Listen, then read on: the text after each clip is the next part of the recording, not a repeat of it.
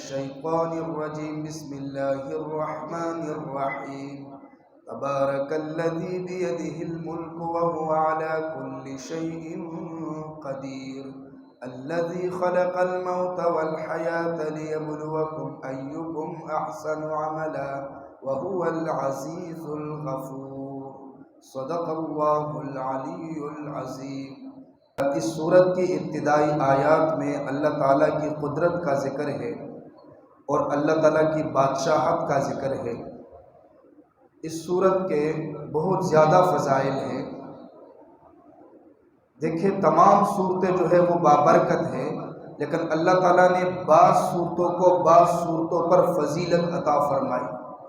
جیسے کہ تمام انبیاء کو اللہ تعالیٰ نے عظمتوں سے نوازا، عزتوں سے نوازا، لیکن بعض انبیاء کو اللہ تعالیٰ نے بعض انبیاء پر فضیلت عطا فرمائی۔ فرمایا تلک الرسل فضلنا بعضهم علی بعض۔ اسی طرح بعض صورتوں کو اللہ تعالیٰ نے بعض صورتوں کے مقابلے میں زیادہ فضیلت عطا فرمائی۔ ان میں سے ایک یہ تبارک الذی بھی ہے سورۃ الملک۔ ایک حدیث میں آتا ہے نبی علیہ الصلوۃ والسلام نے فرمایا کہ قرآن کی جتنی صورتیں ہیں تمام صورتیں اپنے پڑھنے والے کے حق میں سفارش کرے گی، لیکن فرمایا سب سے زیادہ سورہ ملک سفارش کرے گی، اور سب سے زیادہ سورہ ملک کی سفارش کو قبول کیا جائے گا۔ اور ایک حدیث میں آتا ہے نبی علیہ الصلوۃ والسلام نے فرمایا ہی المانعہ، فرمایا کہ یہ مانعہ ہے، المنجئہ، اور یہ صورت منجئہ ہے، یہ نجات دینے والی صورت ہے، تنجیہ من عذاب القبر۔ فرمایا کہ جو بندہ پابندی سے اس صورت کی تلاوت کرتا ہے تو یہ اس صورت کی وجہ سے اس کو قبر کے عذاب سے نجات ملے گی۔ اور ایک حدیث میں آتا ہے نبی علیہ الصلوۃ والسلام نے چاہت کا اظہار فرمایا کہ میں چاہتا ہوں کہ ہر مسلمان کے دل میں یہ صورت موجود ہو اور ہر مسلمان اس صورت کی تلاوت کرے۔ اور فرمایا کہ جب میت کو قبر میں رکھا جاتا ہے اور فرشتے آتے ہیں اور اس کو سزا دینے کی کوشش کرتے ہیں، فرمایا کہ یہ صورت درمیان میں آتی ہے اور سفارش کرتی ہے اور کہتی ہے کہ اللہ میں آپ کے کلام کا حصہ ہوں، اللہ اس کی سفارش کو قبول فرماتے ہیں۔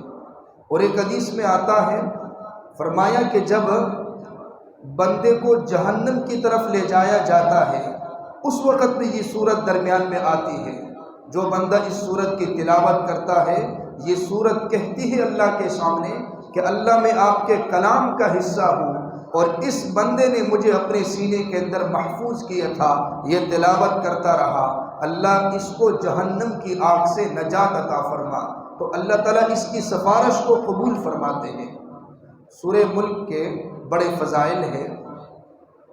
سورہ ملک کی پہلی آیت میں اللہ تعالیٰ فرماتے ہیں کہ تمام بادشاہت اللہ کے لیے ہیں اور اللہ تبارک و تعالیٰ کے قبضہ قدرت میں ہے بادشاہت، اور اللہ کی ذات قادر ذات ہے۔ فرمایا تبارک الذی، بابرکت ہے وہ ذات، بیدہ الملک، جس کے قبضے میں بادشاہت ہے، وہو علی کل شیء قدیر، اور وہ ہر چیز پر قادر ہے۔ تو ایک بادشاہت اور سلطنت بھی حقیقی اللہ کی ہے، حقیقی بادشاہ اللہ ہے، اور قدیر ذات بھی اللہ کی ذات ہے۔ پھر اللہ تعالیٰ نے اس صورت کے اندر آگے اس کی علامتیں بھی بیان فرمائی۔ پہلی آیت کے اندر فرمایا اللہ کی ذات قادر ہے۔ دیکھو ایک بندہ پیدا ہوتا ہے پھر وہ مرتا ہے، نہ پیدا ہونے میں اس کا کوئی دخل ہے نہ مرنے میں اس کا کوئی دخل ہے، اللہ ہی قادر ہے۔ کسی کو کیا پتا؟ کسی کو بھی یہ نہیں پتا کہ جب میں پیدا ہو رہا تھا تو اس سے پہلے میں کیا تھا۔ یہ اللہ تبارک و تعالیٰ کی قدرت ہے کہ بندے کو پتہ ہی نہیں ہوتا، اللہ تعالیٰ اس کو پیدا فرماتے ہیں، پھر اسے پتہ ہی نہیں ہوتا، جب اللہ چاہتے ہیں بیماری مسلط کرتے ہیں، جب چاہتے ہیں صحت عطا فرماتے ہیں، اور جب چاہتے ہیں روح کو قبض فرما دیتے ہیں۔ اللہ کی ذات ایسی قدیر ذات ہے۔ اور پھر اللہ کی قدرت کو دیکھو، فرمایا الذی خلق سبع سماوات طباقا، اللہ نے 7 آسمانوں کو پیدا فرمایا، تہ بتہ 7 آسمان، یہ اللہ کی قدرت، اور کتنے مضبوط آسمان ہے۔ پھر یہ اللہ کی قدرت دیکھو، وَلَقَدْ زَيَّنَّا السَّمَاءَ الدُّنْيَا بِمَصَابِيحَ، پھر اللہ نے ان آسمانوں کو ستاروں کے ساتھ مزین فرمایا، اور پھر اللہ نے وہاں چاند کو روشن کیا، سورج کو روشن کیا۔ یہ آگے اللہ تعالیٰ کی قدرت کو بیان کیا گیا۔ فرمایا الذی خلق الموت، وہ اللہ جس نے موت کو پیدا کیا، والحیات، اور زندگی کو، لیبلوکم ایکم احسن عملا، تاکہ وہ آزمائیں تمہیں کہ تم میں سے کون ہے جو اچھا عمل کر کے آئے۔ اللہ تعالیٰ نے جو ہمیں یہ زندگی عطا فرمائی ہے، مختصر زندگی، اس کا مقصد یہ ہے کہ اللہ تعالیٰ ہمیں آزمانا چاہتے ہیں کہ کون ہے جو اللہ کی بندگی کرتا ہے اور یہ زندگی بسر کرتا ہے، اور کون ہے جو مخلوق کی بندگی کرتا ہے۔ یہ ایک آزمائش ہے۔ یہ بات نہیں ہے کہ اللہ تعالیٰ نے ہمیں دنیا میں بھیجا اور ہماری اپنی مرضی ہے۔ اللہ تعالیٰ قرآن میں فرماتے ہیں افحسبتم انما خلقناکم عبثا، فرمایا تم کیا سمجھتے ہو ہم نے تمہیں ایسے ہی پیدا کیا؟ فرمایا دیکھو ان فی خلق السماوات والارض واختلاف اللیل والنہار، دن رات کو دیکھو، ایک ترتیب ہے، رات ختم ہوتی ہے، دن شروع ہوتا ہے، دن ختم ہوتا ہے، رات شروع ہوتی ہے۔ اور فرمایا زمین و آسمان کو دیکھو، آسمان کی بلندی کو دیکھو، زمین کی پستی کو دیکھو، پہاڑ کی مضبوطی کو دیکھو، سمندر کی روانگی کو دیکھو، ہوا کی لہروں کو دیکھو۔ فرمایا یہ سب اللہ تعالیٰ نے تمہارے لیے ایسے ہی پیدا نہیں فرمایا کہ تم اس سے فائدہ حاصل کرتے رہو اور زندگی ختم ہو جائے تو اس کے بعد موت آ جائے اور سلسلہ ہی ختم۔ فرمایا نہیں، فرمایا ان فی خلق السماوات والارض واختلاف اللیل والنہار لآیات لأولی الالباب، فرمایا اس میں نشانی ہے عقل والوں کے لیے۔ عقل والے کون ہیں؟ الذین یذکرون اللہ قیاما وقعودا، جو ہر حال میں اللہ کو یاد کرتے ہیں، قیام کی حالت میں، قعود کی حالت میں، سجدے کی حالت میں، ہر حال میں رب کو یاد کرتے ہیں، ہر حال میں اللہ تعالیٰ سے سوال کرتے ہیں، اللہ کی رضا کا سوال کرتے ہیں، رحم کا سوال کرتے ہیں۔ فرمایا وَهُوَ العزیز، اللہ کی ذات غالب ہے، الغفور، اللہ تعالیٰ معاف کرنے والے ہیں۔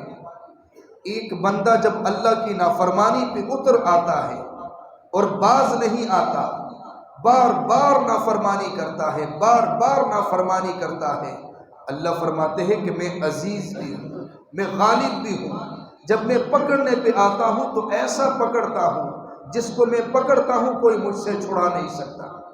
ان بطش ربک لشدید، اللہ کی پکڑ کتنی سخت ہے، ان اخذہ علیم شدید، تو یہ اللہ کی پکڑ اتنی سخت، لیکن فرمایا الغفور، اللہ فرماتے میں غفور بھی ہوں، میں معاف بھی کرتا ہوں، بندہ کتنا بڑا گناہگار کیوں نہ ہو۔ فرمایا ان رحمتی سبقت غضبی، میری رحمت میرے غضب سے ثابت ہے، میری رحمت میرے غضب پر غالب ہے۔ کتنا بڑا گناہگار کیوں نہ ہو، لیکن جب وہ توبہ کرتا ہے، ندامت کے آنسو بہاتا ہے، اللہ فرماتے ہیں میں اس کے تمام گناہوں کو معاف کر دیتا ہوں۔ فرمایا الذی خلق سبع سماوات طباقا، وہ اللہ جس نے 7 آسمانوں کو تہ بتہ پیدا کیا، تہ بتہ یکے بعد دیگر، پہلا آسمان، دوسرا آسمان، تیسرا آسمان، یہ 7 آسمان ہیں، اور ہر آسمان کے درمیان فاصلہ کتنا ہے؟ جتنا کہ ہمارے اس زمین اور آسمان کے درمیان جتنا فاصلہ ہے، ہر آسمان کے درمیان اتنا فاصلہ، اور کتنے مضبوط آسمان ہیں۔ فرمایا ما تری فی خلق الرحمن من تفاوت، آپ نہیں دیکھو گے اللہ کی تخلیق میں کوئی فرق، آپ محسوس بھی نہیں کرو گے اللہ کی تخلیق کتنی مضبوط ہے۔ ایک بندہ ایک عمارت بناتا ہے، نقشے کے ساتھ بھی بنائے، لیکن کئی اس کے اندر غلطیاں نکل آتی ہیں، کبھی کوتاہیاں اس میں ہوتی ہے، لیکن اللہ تعالیٰ نے آسمان کی چھت بنائی اور کتنی مضبوط چھت ہے، اور ایک ذرے کے برابر بھی اس میں کوئی فرق نہیں۔ فرمایا فرجع البصر، آپ نگاہ اٹھا کر دیکھیے، حل ترا من فطور، کیا اس میں کوئی دراڑ ہے؟